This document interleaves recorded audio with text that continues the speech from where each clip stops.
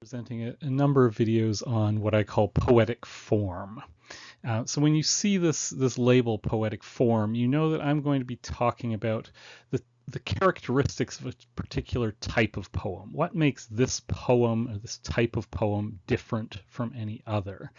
And these lectures are going to build on one another, and so by the end of the term, you should have a comprehensive sense of what these different kinds of poem are all about.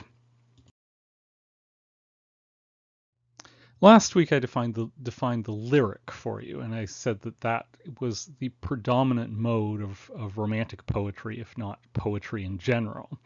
And as I said, lyric poetry is poetry in which a speaker expresses a thought, feeling, or reflection of some kind. So the point is that it's different from poetry that tells a story.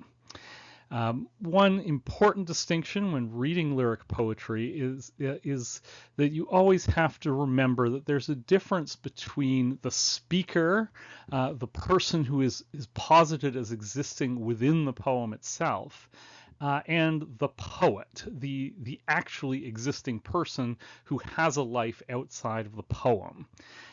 In many cases, these two may be actually very similar. It makes sense that a poet would posit a speaker who is fundamentally like themselves.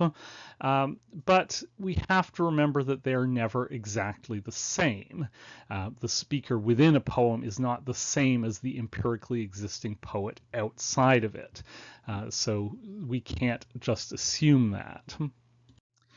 By contrast, a ballad is a song that tells some kind of a story. It's a narrative poem.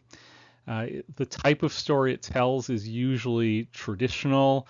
Ballads are come from the folklore of a people, and are therefore not considered highly literary. And that's an important distinction we have to think about as well. The difference between stories that come from the people and stories that are written by an individual poet. But since ballads tend to be traditional, they tend to use very conventional or archaic language. The ballad suggests the medieval past, and very often ballads employ what's called ballad meter, alternating lines of 4 and then 3 iambic feet with an A-B-C-B rhyme scheme. For example, from Wordsworth's The Tables Turned, one impulse from a vernal wood may teach you more of man, of moral evil and of good than all the sages can. Notice the highlighted words and syllables are where the emphasis falls in the iambic feet. And the rhyme in this case is AB AB, wood and good rhyme, man and can rhyme.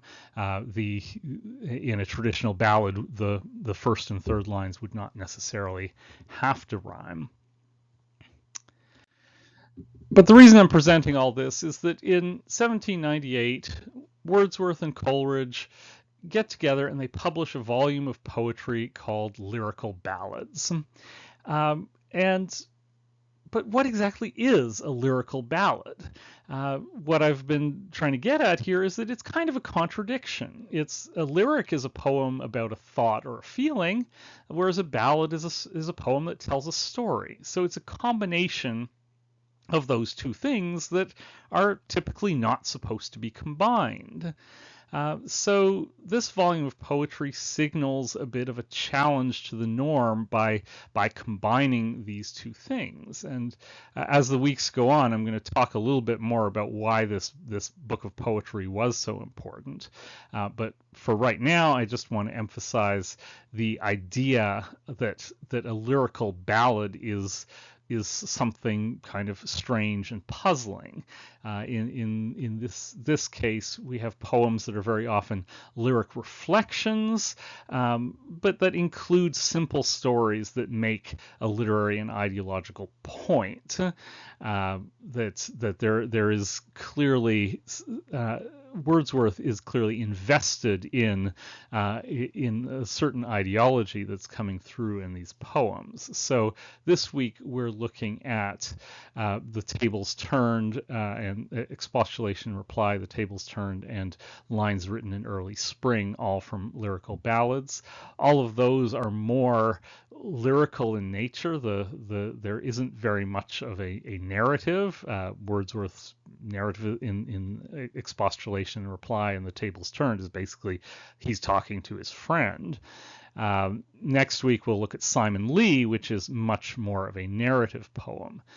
So I want you to think about that kind of tension between the idea of the lyric and the idea of the ballad when you read those poems.